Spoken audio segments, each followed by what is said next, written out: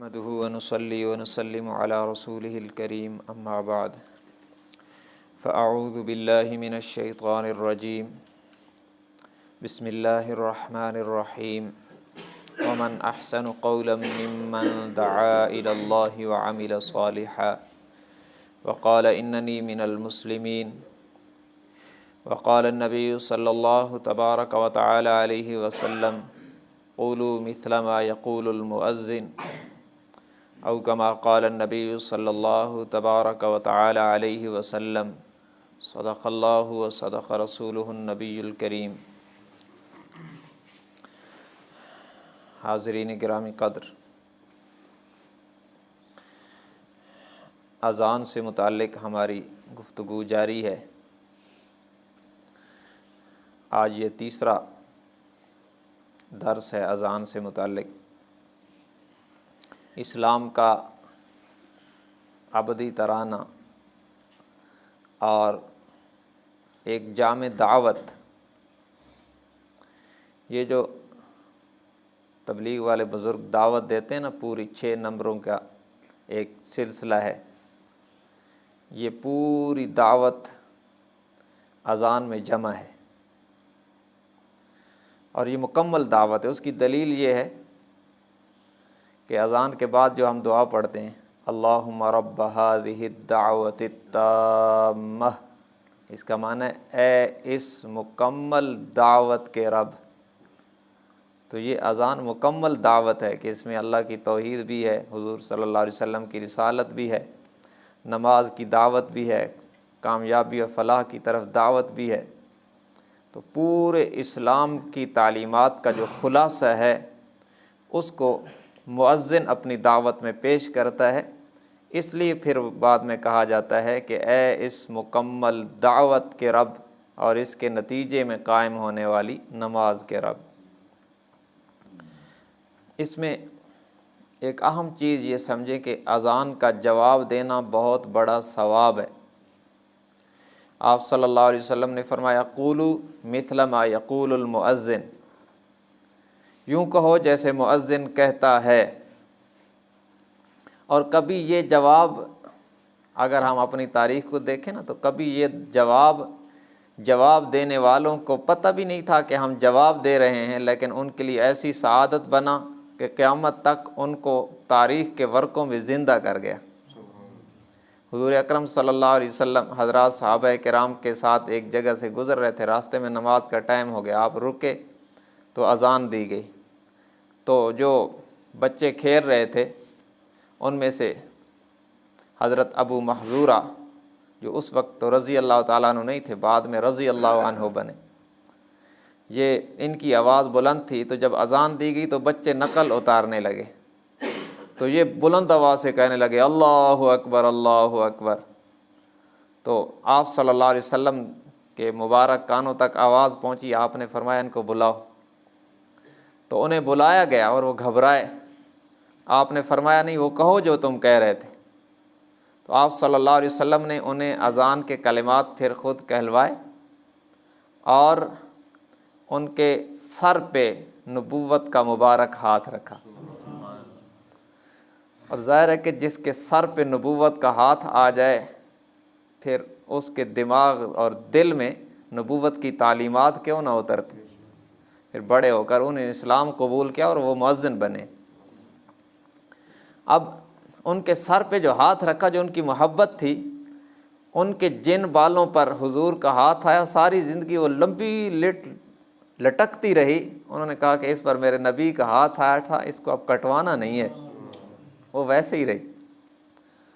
تو اذان کا جواب دینا، یہ آپ صلی اللہ علیہ وسلم اس کا حکم فرمایا، اور دراصل اس سے مسلمان کو تیار کرنا ہے نماز کے لیے۔ اس لیے حکم یہ ہے کہ آپ جب مسجد سے باہر ہوں، محلے کی مسجد میں یا جہاں بھی ہوں، آپ وہاں قریب کی پہلی اذان جو ہے جب وہ شروع ہو، تو آپ دیکھیں اس کی عظمت یہ ہے کہ ہر نیکی کو سٹاپ ہو جاتا ہے۔ اگر آپ گھر میں بیٹھ کر قرآن کی تلاوت کر رہے ہیں، مؤذن نے اذان دی، تو آپ کو حکم ہے اب تلاوت روک دو، اس کا جواب دو۔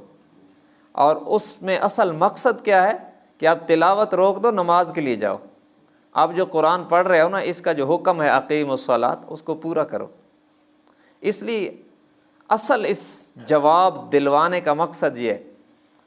تو آپ نے فرمایا ایسے کہو جیسے مؤذن کہتا ہے، یعنی مؤذن جب کہے اللہ اکبر تو آپ بھی آہستہ سے کہو اللہ اکبر۔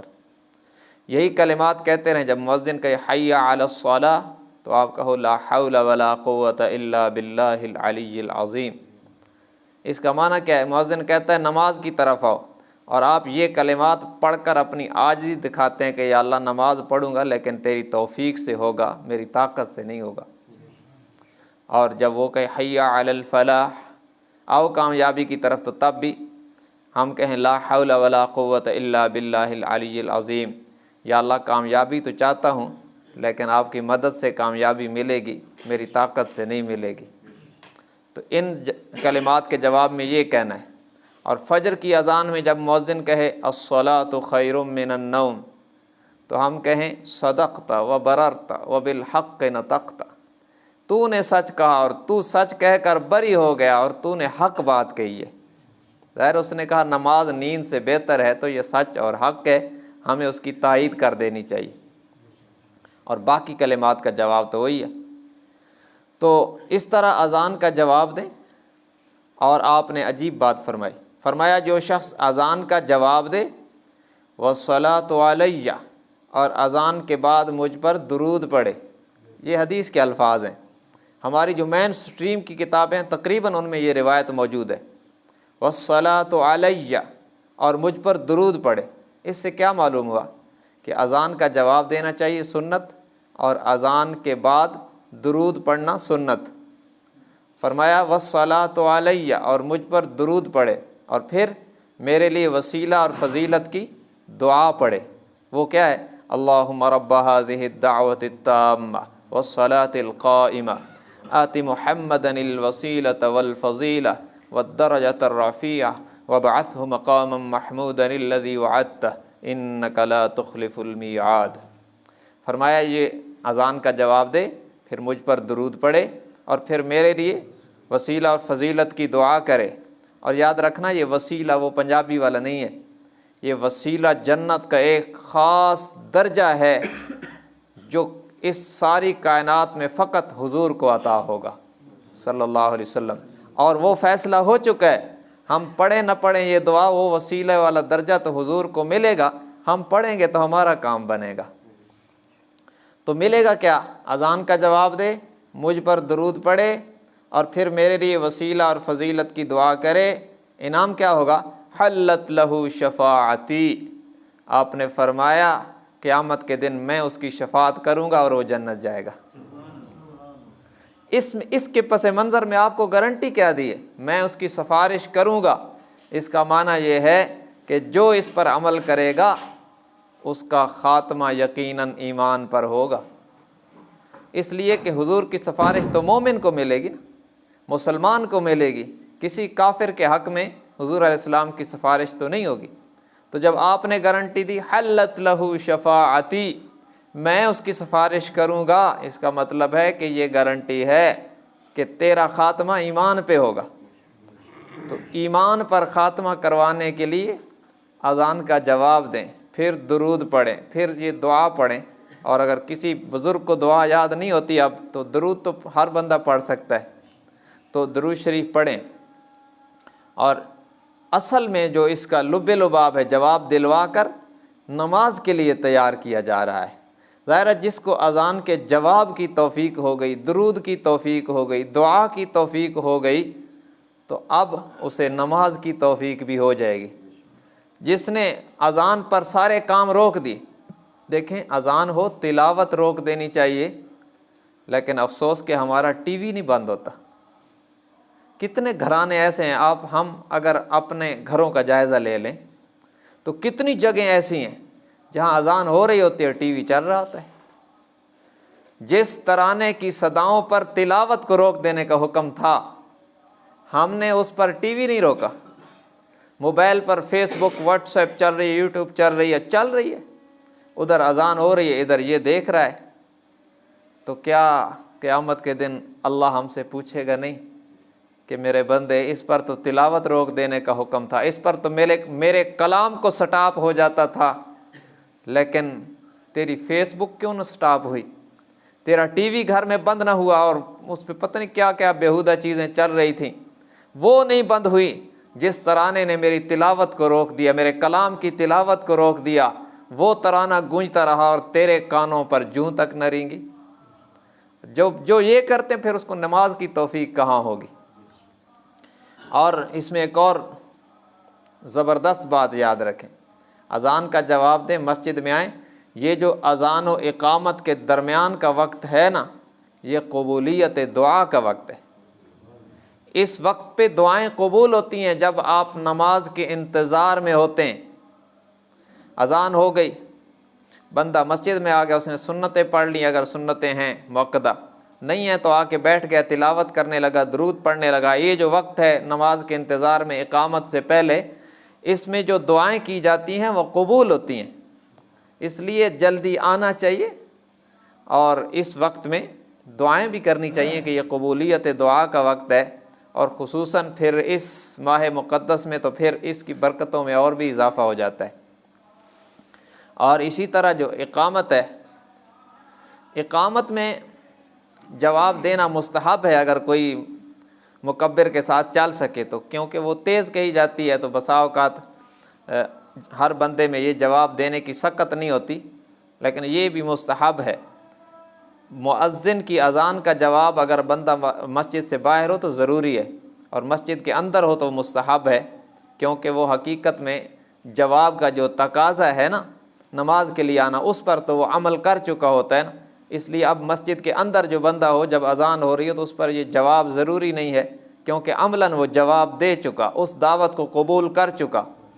اور جو حقیقی اس جواب کا تقاضا ہے وہ جس نے پورا نہیں کیا نا، اور وہ کیا ہے کہ نماز پڑھے۔ حدیث میں آتا ہے من سمع النداء فلم یجب الجفا کل الجفا، کہ بڑا ظالم ہے، مشکات کی روایت ہے، آپ نے فرمایا بڑا ظالم ہے، بہت بڑا ظالم ہے۔ اب اللہ کے نبی کی زبان مبارک سے یہ لفظ نکلے تو صحابہ متوجہ ہو گئے، کون ہے بہت بڑا ظالم ہے؟ صحابہ نے عرض کی یا رسول اللہ صلی اللہ علیہ وسلم کون ہے بڑا ظالم؟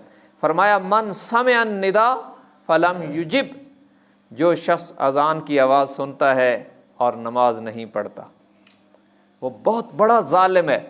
کہ اللہ کے منادی نے بلایا، بار بار کہا حی علی الصلاۃ حی علی الفلاح، اور پھر اللہ اکبر بار بار کہا کہ کس کی طرف سے بلایا جا رہا ہے؟ کائنات کی سب سے بڑی ذات کی طرف سے، اور اس کو اثر ہی نہیں ہوا، اس نے نماز پڑھی نہیں۔ فرمایا یہ بہت بڑا ظالم ہے جو معمولی سے حاکم کے بلانے پر تو دوڑ کے جاتا ہے، کائنات کے خالق کے بلانے پر اسے اثر ہی نہیں ہوتا۔ اس لیے فرمایا جو شخص اذان کی آواز سنے اور بلا عذر نماز ترک کر دے اس پر اللہ کی لعنت ہے۔ اور جو شخص ایسی جگہ ہو جہاں سوائے اللہ کے اسے کوئی دیکھنے والا نہ ہو اور وہاں بھی وہ اذان کہہ کر نماز پڑھ لے، اس کو کیا ملتا ہے؟ حدیث میں آتا ہے کہ اگر کوئی بکریاں چرانے والا پہاڑ کی کسی گھاٹی میں یا پہاڑ کی کسی بلندی پر جہاں وہ تنہا ہے، سوائے اللہ کے اسے کوئی دیکھنے والا نہیں، تو ظاہر ہے مستحب تو یہ ہے کہ اپنی بھی نماز پڑھنی ہے تو اذان کہہ دے۔ اگر کسی ایسی جگہ ہے جہاں کوئی مسجد نہیں، جنگل ہے، تو اپنی اذان کہہ کر نماز پڑھ لے، جب کوئی اور دیکھنے والا نہیں، کوئی ساتھ پڑھنے والا بھی نہیں۔ اس پر ملتا کیا ہے؟ فرمایا جب کوئی بکریاں چرانے والا، یہ اس لیے کہا گیا کہ عام طور پہ پہاڑوں میں یہی لوگ رہتے ہیں، ورنہ یہ عام ہے، کوئی اور بندہ بھی کسی کام سے کسی مقصد کے لیے اس طرح تنہا ہو، اس کو بھی یہ اجر ملے گا۔ جب کوئی بکریاں چرانے والا کسی پہاڑ کی جڑ میں اذان کہہ کر نماز پڑھتا ہے تو اللہ تبارک و تعالی خوش ہو کر فرشتوں سے کہتے ہیں تم جانتے ہو یہ میرے بندے نے کیوں کیا ہے؟ یہ سب اس نے میری رضا کے لیے اور مجھ سے ڈرتے ہوئے میرے خوف میں کیا ہے۔ اور پھر فرماتے ہیں تم گواہ رہو میں نے اس کی بخشش کر دی اور جنت کا داخلہ پکا کر دیا ہے۔ کیونکہ اس نے جو عبادت کی نا خالص اللہ کی رضا کے لیے کی، اس کو دیکھنے والا ہی کوئی نہیں تھا۔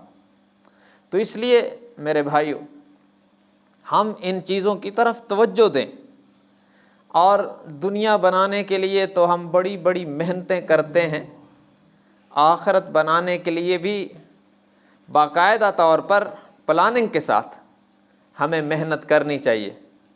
ہم ان باتوں کو معاذ اللہ ایسے چھوٹا سمجھ کے نظر انداز نہ کریں۔ یہ جب یہ آنکھ بند ہوگی اور برزخ کی آنکھ کھلے گی تو پھر پتہ چلے گا کہ اوہو یہ جو ہم معمولی سمجھتے تھے یہ تو بہت بڑا کام تھا، اور پھر جو چھوڑا ہے اس پر افسوس تو ہوگا، لیکن وہ افسوس تو کام کا نہیں ہوگا نا۔ آج یہ رحمت کا سمندر ہے جو بہا جا رہا ہے، نیکیوں کا موسم بہار ہے، اللہ کی رحمتیں چھم چھم برس رہی ہیں، اور ہر رات بار بار صدائیں آ رہی ہیں، ہے کوئی مانگنے والا کہ اس کا دامن بھر دوں، ہے کوئی گناہوں کی معافی کا طلبگار کہ اس کے گناہوں پر، اس کی خطاؤں پر قلم پھر جائے، ہے کوئی پریشان حال کہ اس کی پریشانیاں دور کر دیں۔ تو ہم اس سنہری موقع سے فائدہ اٹھا لیں۔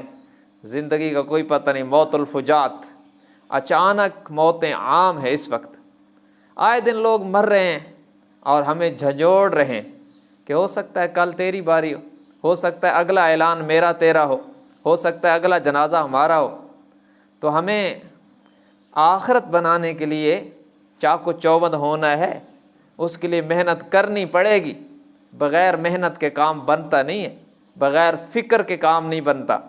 جب بندہ فکر مند ہو جاتا ہے، اور دیکھیں جب بندہ فکر مند ہو جاتا ہے اس کام کے لیے کہ میں نیکی کروں گناہ چھوڑوں، اللہ سے مدد مانگتا ہے، تو تجربہ بھی یہ ہے کہ اللہ نیکی کا موقع بھی دیتا ہے اور گناہ چھڑوا بھی دیتا ہے۔